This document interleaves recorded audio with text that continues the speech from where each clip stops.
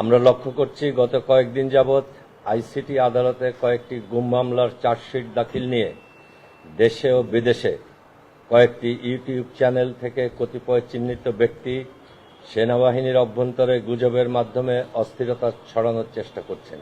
আগামী ফেব্রুয়ারি 2026-এর সাধারণ নির্বাচন সামনে রেখে তাদের এই হীন প্রয়াস সেনাবাহিনী তথা দেশকে অস্থিতিশীল করার ও নির্বাচন বানচালের একটি নগ্ন প্রচেষ্টা ব্যতীত আর কিছু নয়। তিনি ডাক দিবেন আর সেনাবাহিনী কি করবে? আমাদের বাংলাদেশ সেনাবাহিনীকে কি আপনারা এরকম একটা কাঁচা সংগঠন মনে করেন, বা কোনো সৈনিককে এরকম মনে করেন যে সে তার অফিসারদের রেখে, তার সঙ্গের সৈনিকদের রেখে বাইরের থেকে, তাও বিদেশ থেকে কেউ একজন ডাক দিবে আর সে তার হাতিয়ার নিয়ে লাফ দিয়ে পড়বে? সেনাবাহিনীর কিছু অফিসার কিছু দুষ্কর্মের সাথে জড়িত হয়ে পড়েছে বিভিন্ন কারণে, আমরা এটা সবাই জানি। বিচার ব্যবস্থা কাজ করছে তাদেরকে যথাযোগ্য শাস্তির আওতায় আনার জন্য। সেনাবাহিনী সেই শাস্তির আওতায় নেওয়ার জন্য গতকাল পর্যন্ত তাদের সহযোগিতা করছে বলে আমরা জানি। এই অবস্থায় যদি বাইরের থেকে কেউ এরকম ডাক দিতে থাকে, আপনারা সবাই একত্র হন, করেন, অমুক জেনারেলকে ধরেন, তাকে ফেলে দেন, এটা কি কার্যকরী হবে বলে আপনারা কেউ মনে করেন? এখানে যারা আছেন, আমি মনে করি না। এটা ওনার পণ্ডশ্রম হচ্ছে, আর উনি বা যে কেউ এটা করছে তিনি সেনাবাহিনী সম্বন্ধে সঠিক ধারণা রাখেন বলে আমি মনে করি না। আপনারা কিন্তু সবসময় মনে রাখবেন যে পুরো বিশ্বে আপনার শান্তিরক্ষা মিশনে কাজ করার কারণে বাংলাদেশ সেনাবাহিনী পুরো বিশ্বের সব থেকে অনুগত, সুশৃঙ্খল এবং বেস্ট সেনাবাহিনী হিসেবে বিবেচিত। সেই জন্যই বাংলাদেশ সর্বাধিক সৈনিক শান্তি মিশনে আছে। এটা শুধু চেহারা দেখে কেউ নেয়নি, এই বাহিনীর দক্ষতা, মনোবল এবং দৃঢ়তা দেখেই নিয়েছে। আমাদের কিছু সমস্যার কারণে, রাজনৈতিক অঙ্গনের সমস্যার কারণে আমরা সেনাবাহিনীকে বিভাজন করার একটা চেষ্টা করছি। আমাদের রাজনীতির কিছু দেনা পাওনা মেটানোর জন্য আমরা কেউ সেনাবাহিনীকে ব্যবহার করার জন্য হয়তো চিন্তা করছি। এটা আমি মনে করি একজন প্রশিক্ষিত সৈনিক হিসেবে এবং প্রাক্তন সৈনিক হিসেবে যে এটা এই রাজনীতিবিদদের দুঃস্বপ্নই থেকে যাবে, এটা কোনোদিন সফল হবে না।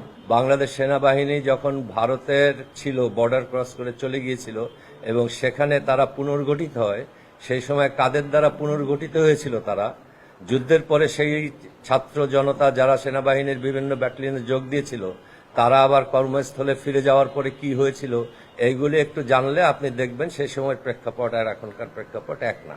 ওনাদের ঠিক কি অপরাধে চার্জশিট হয়েছে সেটা আমি দেখিনি, ওনাদের বিরুদ্ধে সাক্ষীগুলি আমি শুনিনি, আমি বিচারকের চেয়ারে বসা না, কাজে এই প্রশ্নের উত্তর আমার পক্ষে দেওয়া সম্ভব। ওনাদের এই পুরো বিচার কার্যটা ট্রাইব্যুনালে চলবে, এটা সেনাবাহিনী বিচার করছে না, এই বিচারটা ট্রাইব্যুনালে হবে।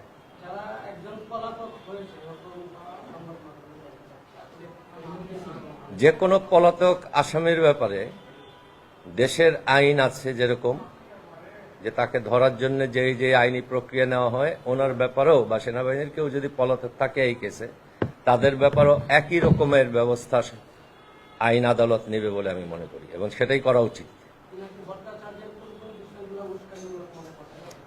আমি কোনো ব্যক্তি নিয়ে আলাপ করতে চাই না, আমি শুধু আপনাদের দৃষ্টিগোচর করতে চাই এই বিষয়টা, শুধু একজন পিনাকি ভট্টাচার্য না, এরকম অনেক ভট্টাচার্য আছেন, আমি আছি, তারেক ভাই আছে, আরো অনেক ইউটিউবার যারা আছেন, কিছু রিটায়ার্ড অফিসারও আছেন, তারা এই বিষয়গুলি নিয়ে অনেকে কথা বলছেন, যেমন আজকে আমিও বলছি।